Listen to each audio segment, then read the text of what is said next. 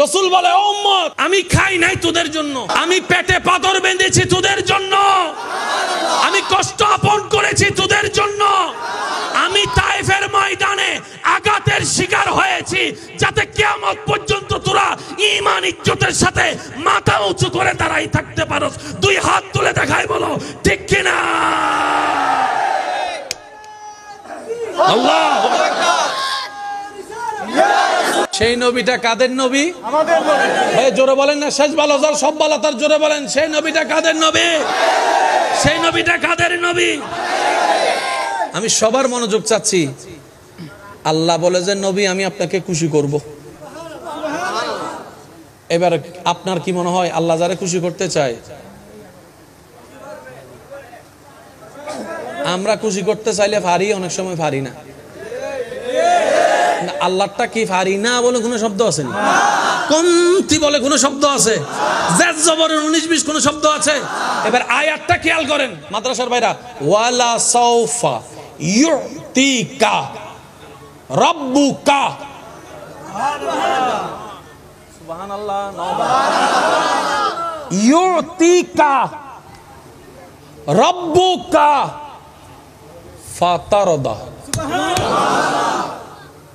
এবার একটু আশেক হিসেবে শুনেন।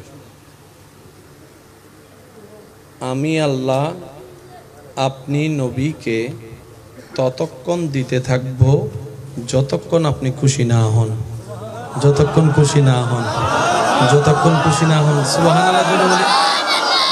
ওয়ালা সাউফা ইউতিকা রাব্বুকা ফাতারদা। আমি আল্লাহ আপনি নবীকে ততক্ষণ দিতে থাকব যতক্ষণ আপনি রাজি না হন, যতক্ষণ আপনি সন্তুষ্টি না হন। আপনি যতক্ষণ সন্তুষ্টি না হবেন ততক্ষণ আমি দিতে থাকব। যতক্ষণ, এক কথায় আমাদের আঞ্চলিক ভাষায় বুঝলে এতটুকু বোঝা যায়, হে নবী যতক্ষণ আপনি বলবেন না বাস,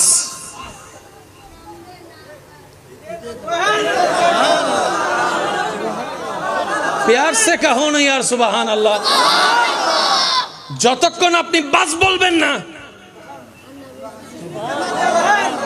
নিয়ামত চলতে থাকবে, রহমত চলতে থাকবে, অনুমতি চলতে থাকবে, মাগফিরাত চলতে থাকবে, জাহান্নামী জান্নাতি হতেই থাকবে, হতেই থাকবে।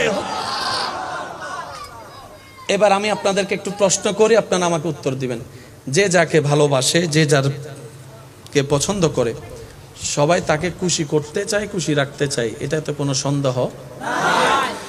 বুঝার জন্য বলা, আপনি যাকে ভালোবাসেন, পছন্দ করেন, আপনার প্রিয় মানুষটার রং যদি হয় নেভি ব্লু, আপনি তাকে সাদা কালারের কাপড় দিলে খুশি হবে? কেন? কারণ এটা ওনার পছন্দের কালার। তাহলে আপনাকে দেওয়ার আগে কি করতে হবে? ওনার পছন্দটা জানতে হবে।